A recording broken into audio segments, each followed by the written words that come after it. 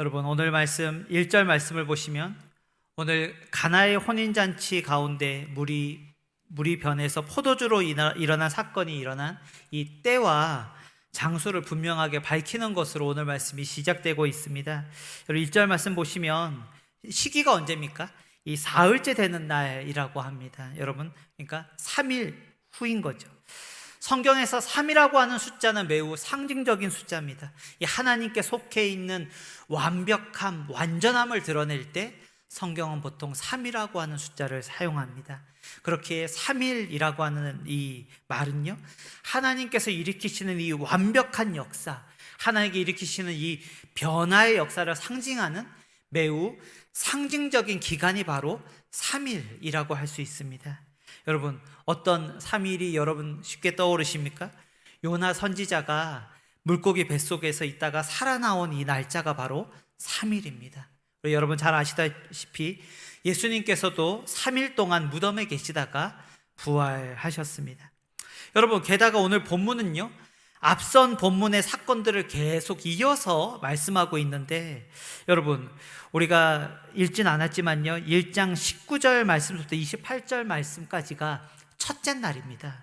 여러분, 이 첫째 날이 뭐에 해당되냐 하면 세례 요한이요, 사람들에게 뭐라고 소개하고 있냐면 자신을, 나는 당신들이 얘기하고 있는 그리스도나 엘리야나 약속된 그 사람, 그 메시아가 아니며 자신 뒤에 오는 그분이 바로 예수님, 그분이 바로 그분이다 라고 그 증언한 것이 바로 첫째 날입니다. 그래서 성경책을 보시면 1장 29절을 보시면 이튿날 이렇게 말합니다.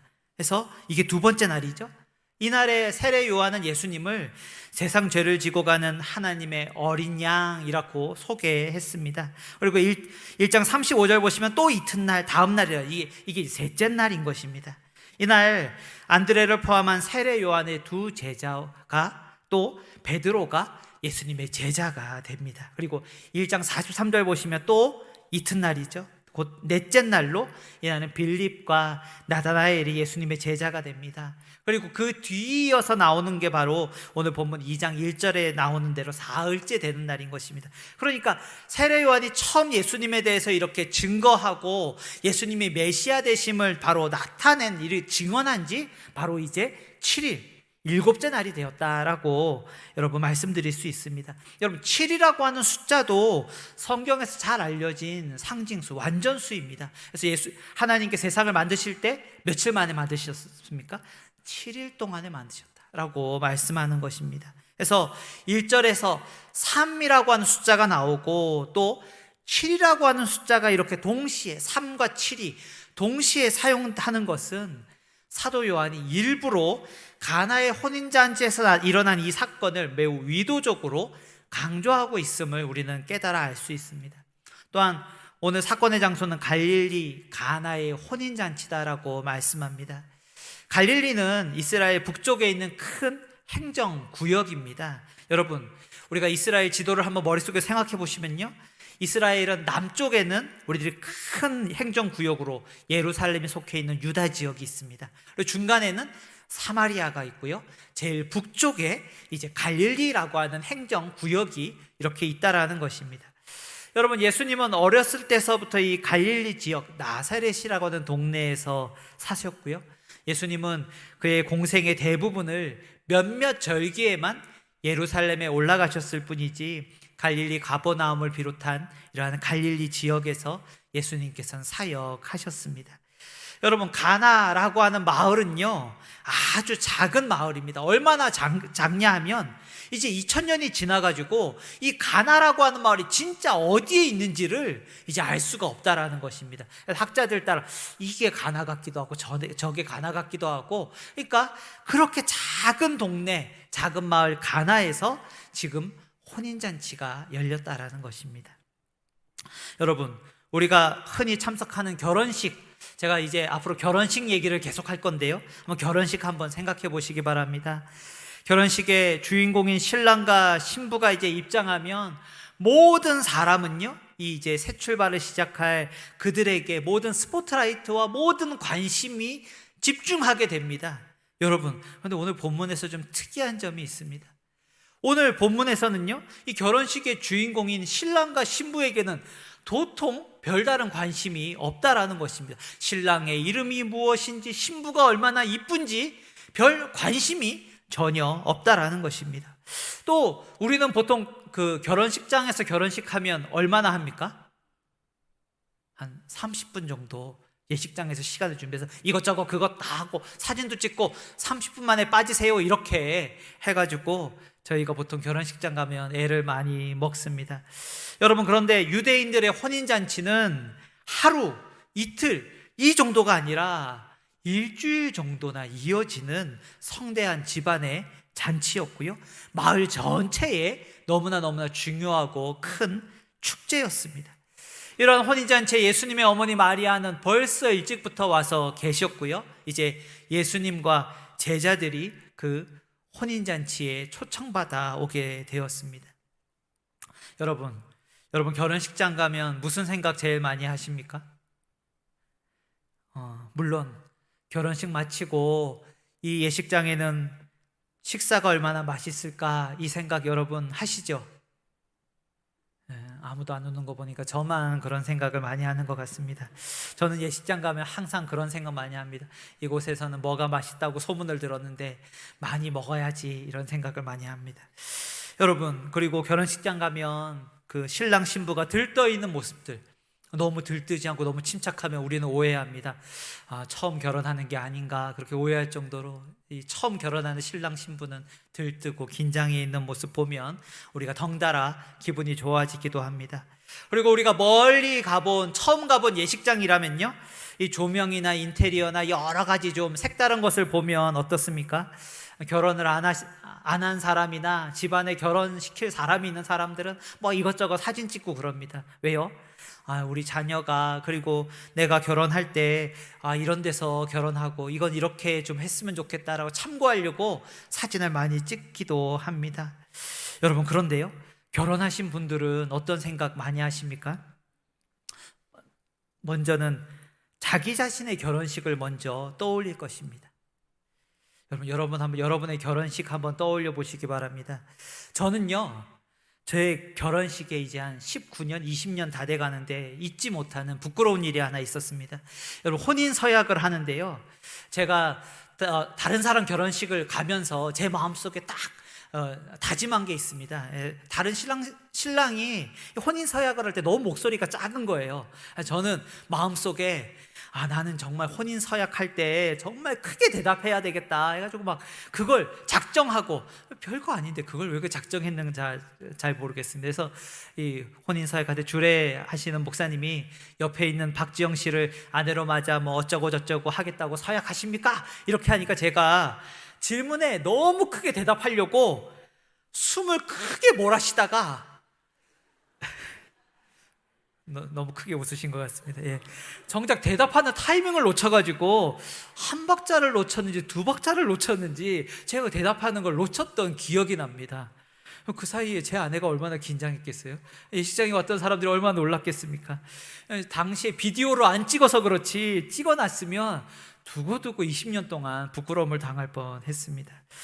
여러분, 그런데 우리가 다른 사람들의 결혼식을 보면서 우리는 자기 자신의 결혼식을 떠올릴 뿐만 아니라, 결혼식뿐만 아니라 그보다 훨씬 더 많은 시간들을 자기 자신의 결혼 생활에 대해서 수많은 감정들과 생각들에 휩싸이게 될 것입니다.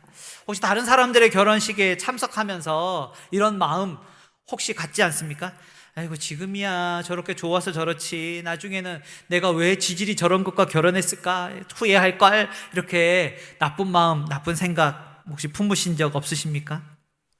여러분, 본문에서는요, 이제 한번 생각해 보십시오. 다른 사람의 결혼식, 이 혼인잔치에 참석하신 예수님은 어떤 생각을 하고 계실까요?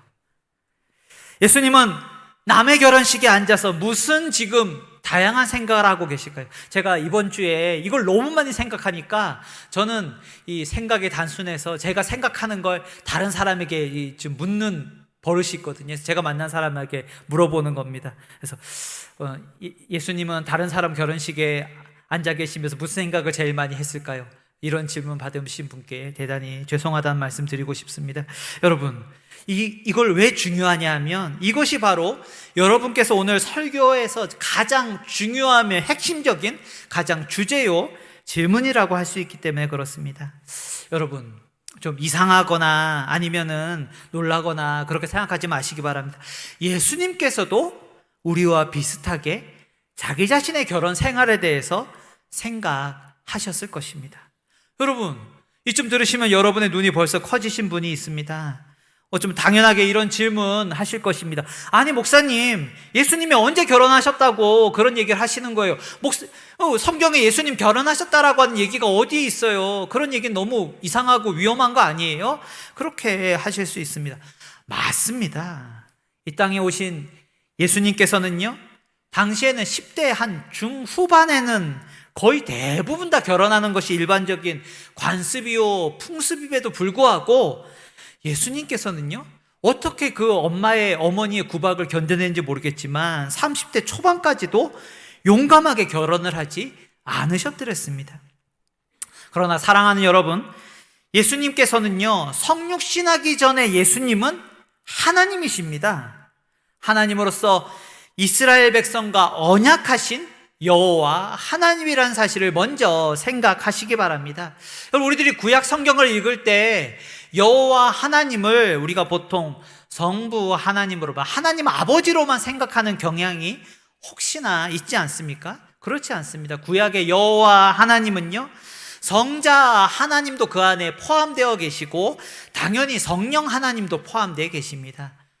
여호와 하나님은요, 아직까지 우리들에게 완벽하게 자신을 계시하지 않으셨지만 삼위일체 하나님으로 구약에도 계시다라는 것입니다.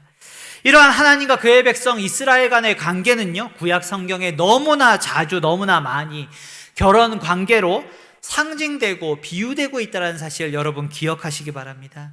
여러분, 먼저 구약 성경에서 시내산에서 하나님과 그의 백성 이스라엘이 언약을 맺는 과정 한번 생각해 보시기 바랍니다. 하나님께서 이집트에서 노예로 있던 이스라엘 백성들을 이끌어내셔서 시내산으로 인도하십니다. 마치 신랑이 신부를 부르듯이 시내산으로 불렀다라는 것입니다.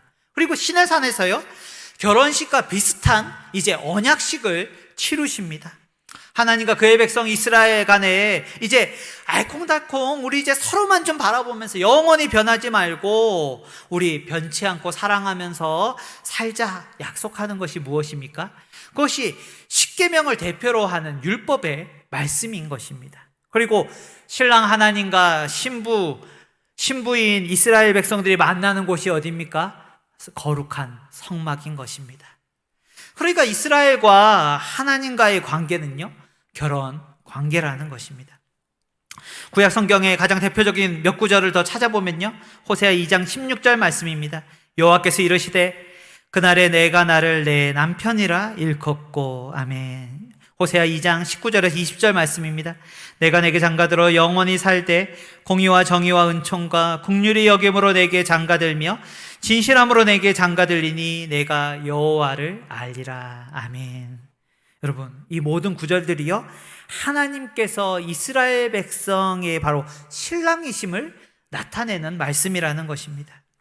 여러분, 하나님께서는요, 우리 사람과 똑같이 마찬가지로 그의 백성 이스라엘을 거룩한 신부로 맞이해서 정말 행복한 부부 생활을 기대하셨습니다.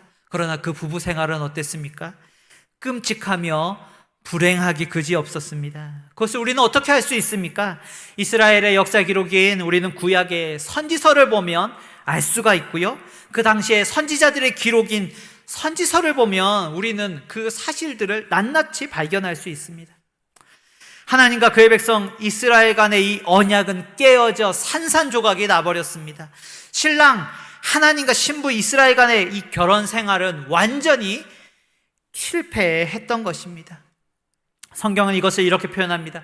거룩해야 할 신부 이스라엘이 이방 신들을 음란하게 섬겼고, 이것을 성경 곳곳에서는 영적인 간음이며 음행이다라고 지적하고 있습니다.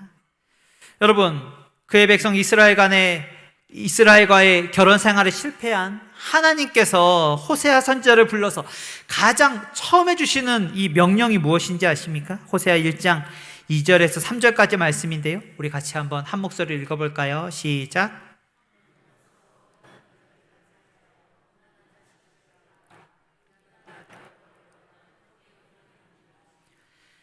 예, 그가 가서 디블라임의 딸 고멜을 맞이하였더니 고멜이 임신하여 아들을 낳음에. 아멘. 여러분, 하나님께서 너무나 귀한 호세아 선지자에게 지금 어떤 명령 주고 있다고요? 고멜이라고 하는 이 음란한 여인을 아내로 맞이하라고 하시는데, 이 여인은 심심하면 집을 나갑니다. 집을 나갈 뿐만 아니라 집을 나가서 다른 이들의 아들을 낳았습니다. 또 집을 나가서 임신해 돌아왔는데 다른 이의 딸을 낳습니다. 또 집을 나가서 임신해 돌아왔는데 다른 이의 아들을 낳았다라는 것입니다. 이 지정신이 아닌 그런 집안의 모습을 우리는 발견할 수 있습니다. 그렇게 집을 나가서 계속 누구의 자식인지도 모를 임신을 해서 오는데, 여러분 어떻게 한다고요? 호세아 선지자는 값을 치르고 그 음란한 아내를 어디에 있든지 값을 치르고 찾아서 데리고 와야 된다라는 것입니다. 여러분, 우리는 이를 통해 무엇을 알 수 있습니까? 이것은 호세아 선지자의 비참하고 불행한 결혼 생활 이전에 누구의 결혼 생활을 지금 빗대어 보여주고 있다는 것입니까? 신랑이신 하나님과 신부 이스라엘의 완벽하게 실패한 결혼 생활의 이 실상을 너무나 자세하게 보여주고 있는 장면이라는 것입니다. 사랑하는 여러분, 이 실패한 결혼 생활의 이 문제를 해결하기 위해 예수님께서는 자기 백성, 자기 아내에게 오셨습니다. 그리고 그 예수님께서는 지금 다른 사람의 혼인잔치에 와서 계시다라는 것입니다. 여러분, 그런데 이 혼인잔치에는 지금 중대한 문제가 발생했습니다. 3절 말씀 보시면 포도주가 떨어졌다라는 것입니다. 당시에 포도주는요, 지금처럼 어디 시장이나 마트나 이런 데 가서 사서 올 수 있는 것들이 아닙니다. 혼인잔치를 위해서 아주 오래전에 이것을 준비해야 하는 것입니다.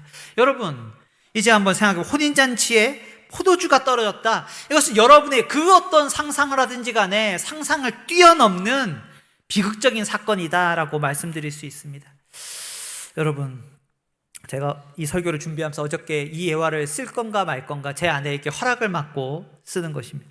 여러분 중에 혹시 홍어를 좋아하시는 분이 계십니까? 네, 홍어를 좋아하시는 분은 벌써 눈빛이 다릅니다.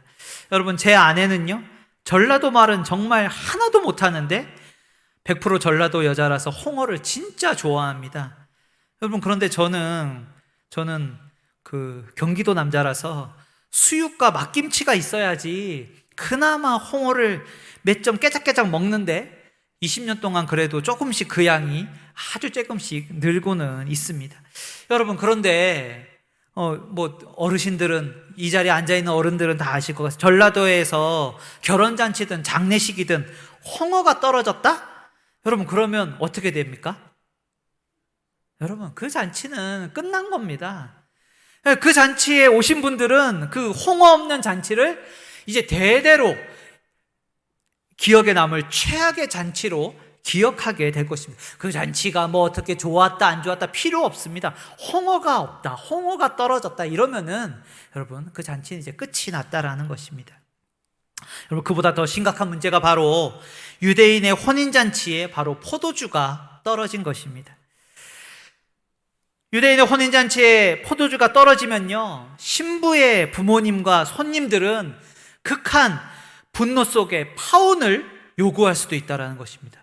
여러분, 포도주가 떨어져서 이 결혼은 이제 끝이다 할 수 있다는 것입니다. 당시에 실제 있는 법정 소송 기록이 있는데요, 이 혼인잔치 중에 포도주가 떨어져가지고 그 책임, 이 포도주가 떨어졌는데 누구 책임이냐? 라고 하는 재판이 실제 열렸다라는 것입니다. 그러니까 여러분, 홍어 떨어졌다고 어디 재판 갑니까? 홍어 떨어졌다고 뭐 어디 결혼식이 파토납니까? 여러분, 포도주가 떨어진 건 그만큼 큰 문제가 발생하게 되었다라는 것입니다. 여러분, 그래서 잔치의 전체 음식을 주관하는 연회장은 이 잔치의 전체 일정 스케줄을 보면서 포도주가 조금씩 떨어져 간다 이러면 뭘 해야 되겠습니까? 남은 잔치날들을 잘 숫자를 세가지고 오늘 말씀 10절에 나온 것 같이 포도주에 이제 뭐를 타야 되겠습니까? 이 물을 타가지고 점점 농도를 낮춰가지고 이 성경에 나오는 낮은 것을 내기 시작해야 된다는 것입니다.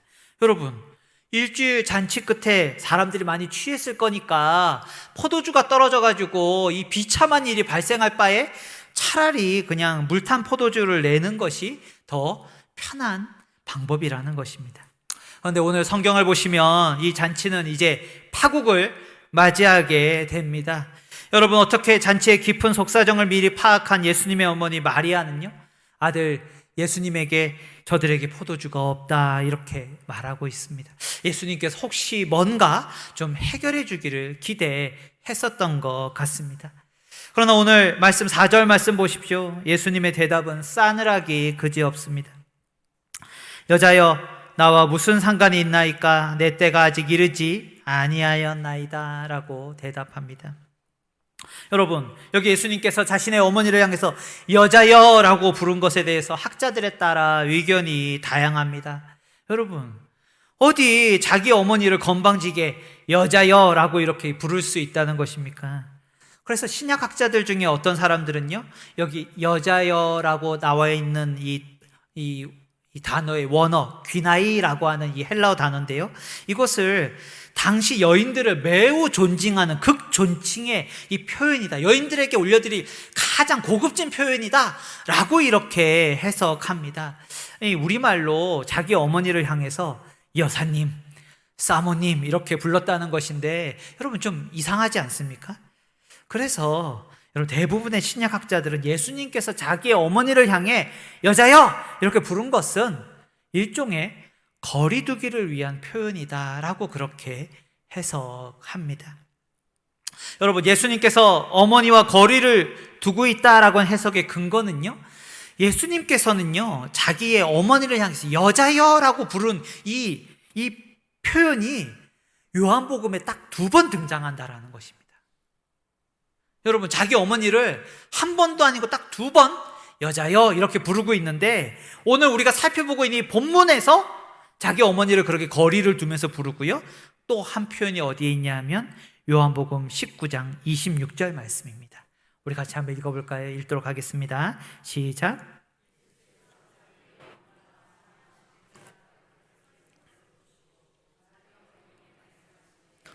여자여 보소서 아들이니이다. 아멘.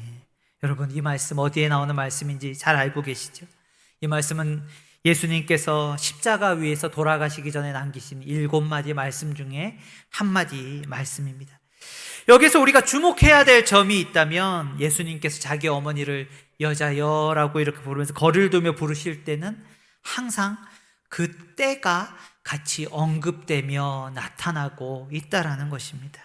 여러분, 그 때가 무엇입니까? 공생의 시작과 마지막 끝에 예수님께서는 자신의 어머니를 그저 내 사랑하는 어머니라고 이렇게 부르지 않으시고 거리를 두고 여자여라고 이렇게 부르고 있다라는 것입니다. 여러분, 그때에 대해서는 요한복음 17장 1절에서 예수님께서 잡히시기 전날 밤에 제자들의 발을 씻기시고 그들과 마지막 식사를 하시고 제자들을 위해서 이렇게 기도하여 주십니다. 아버지여, 때가 이르렀사오니 아들을 영화롭게 하사 아들로 아버지를 영화롭게 하게 하옵소서라고 말씀하고 있습니다. 여러분, 우리는 예수님께서 오늘 말씀하고 계신 아직 이르지 않는 그 때가 다름 아닌 어떤 때라고요? 십자가의 죽음의 때라고 하는 사실을 우리는 이제 모두 다 알게 되었습니다. 파국을 맞이한 신랑 하나님과 그의 신부 백성 사이의 문제를 해결하기 위해 오신, 그 문제를 해결하기 위한 그 때가 바로 임하게 되었다라는 것입니다. 그러나 오늘 사건에서 이 때는 짧으면 2년, 길면 3년 정도 남아있는 그러한 때입니다. 그러나 오늘 본문에서 좀 신기한 점은 어째서인지 예수님께서는 엉망이 된 혼인잔치에서 오늘 말씀에서는 자신의 첫 표적을 보이셨다라고 말씀하고 있습니다. 여러분, 제가 한두 달 전쯤에 오후 예배 때 한번 이 똑같은 것 가지고 한번 언급해 드렸는데요, 요한복음에는 7번의 표적이 등장하고 있습니다. 어떤 표적들입니까? 물이 포도주로 변하는 오늘 본문에 나오는 첫 표적이죠. 그리고 두 번째 표적은 왕의 신하를 고쳐주십니다. 그리고 베데스다 연못가의 38년의 명자를 고쳐주시고 5,000명을 먹이시고 무리를 거르시고 실로암 못에서 날 때부터 보지 못하는 사람을 고쳐주시고 마지막으로 죽은 나사로를 살리시는 이 7가지 표적이 바로 요한복음에는 매우 중요하게 나타나고 있다라는 것입니다. 여러분, 표적은요 그냥 단순한 이적이나 단순한 병을 고치는 그런 기적과 같은 그런 사건이 아닙니다. 그 기능에 있어서 훨씬 더 중요하고 심오한 의미를 담고 있습니다. 표적은요 예수님이 어떤 분이신지 나타냅니다. 표적은 예수님이 어떤 사역을 위해서 오셨는지, 예수님으로 인해서 펼쳐질 그 하나님 나라의 성격을 자세히 보여주는 것이 바로 표적이라는 것입니다. 그런데 오늘 나타나고 있는 사건이요 첫 번째 표적이라는 것입니다. 여러분, 7개의 표적 중에 가장 중요한 것이 어떤 표적인지 아십니까? 오늘 나타나고 있는 이 첫 번째 표적이라는 것입니다. 여러분, 오늘 첫 번째 표적은 다른 6개의 표적보다 가장 중요합니다. 여러분, 좀 이상하지 않습니까? 뒤에는 죽은 사람도 살리고 무리도 거르시고 오병이어의 사건도 일으키시고 병도 고치시는데 오늘 표적에는 그런 놀라운 일이 없음에도 그냥 단순하게 물을 포도주로 바꾸는 이 사건이 가장 대표적이고 가장 중요한 표적으로 그렇게 나타나고 있다는 것입니다. 여러분, 이것이 가장 중요한 것은 이 표적은요, 첫 번째 표적은 일종의 출정식 같은 의미를 가지고 있습니다.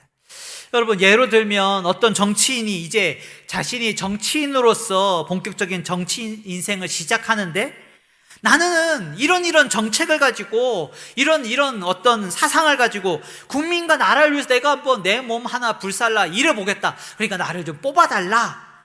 여러분, 그렇게 자기 자신의 정체성과 임무와 사명을 공식적으로 처음 드러내는 자리가 바로 출범식이고 출정식이고 그것이 바로 첫 번째 표적이라는 것입니다. 여러분, 너무나 중요하지 않습니까? 여러분, 이렇게 예수님의 첫 번째 표적은요 예수님의 사역의 가장 중요한 성격을 나타내고 있습니다. 예수님께서 자기 신부인 그의 백성과의 결혼 생활을 회복시키기 위해서, 그리고 그들에게 진정한 기쁨과 즐거움을 주시기 위해 이 땅에 오셨다라는 것을 나타내기 위해서 이 표적을 오늘 우리들에게 말씀하고 있다라는 것입니다. 여러분, 예수님께서 궁극적으로 오신 목적에 대해서 오래전 이사야 선지자는 이렇게 예언했었습니다. 이사야 62장 4절에서 5절 말씀인데요, 이것을 유진 피터슨의 메시지 성경으로 제가 읽어보도록 하겠습니다. 너는 헵시바 나의 기쁨이라 불리고 너의 나라는 뿔라 결혼한 여자라 불릴 것이다. 하나님께서 너를 기뻐하시고 내 땅은 결혼 축하연이 벌어지는 곳 같을 것이기 때문이다. 젊은 신랑이 처녀 신부와 결혼하듯 너를 지으신 분께서 너와 결혼하실 것이며 신랑이 자기 신부를 좋아하듯 너의 하나님이 너를 좋아하실 것이기 때문이다. 아멘. 예수님은 지금 가나의 혼인잔치 가운데 먼저는 어떤 생각하시겠습니까? 자기 자신과 정결한 신부인 교회인 우리와의 기쁨의 잔치를 먼저 그분께서는 생각하실 것입니다. 그리고 그와 동시에 그것을 위해서 반드시 성취해야 할, 이루어야 할 그때 자신의 십자가 죽음을 동시에 생각하고 계시다라는 것입니다. 기쁨의 이 잔치 한가운데 예수님께 자신의 죽음을 생각하고 계시다라는 것입니다. 예수님께서 하인들에게 말씀하십니다. 항아리에 물을 채우라. 그리고 그 물은 그들이 이전에 한 번도 마셔보지 못했던 좋은 포도주로 바뀌었다라는 것입니다. 포도주는 혼인잔치와 인생 가운데 큰 기쁨을 주는 것이지만 그때가 되면 예수님께서는 포도주의 잔을 높이 드시면서 이렇게 말씀하실 것입니다. 마태복음 26장 27절 28절 말씀입니다. 우리 같이 한번 읽어볼까요? 시작.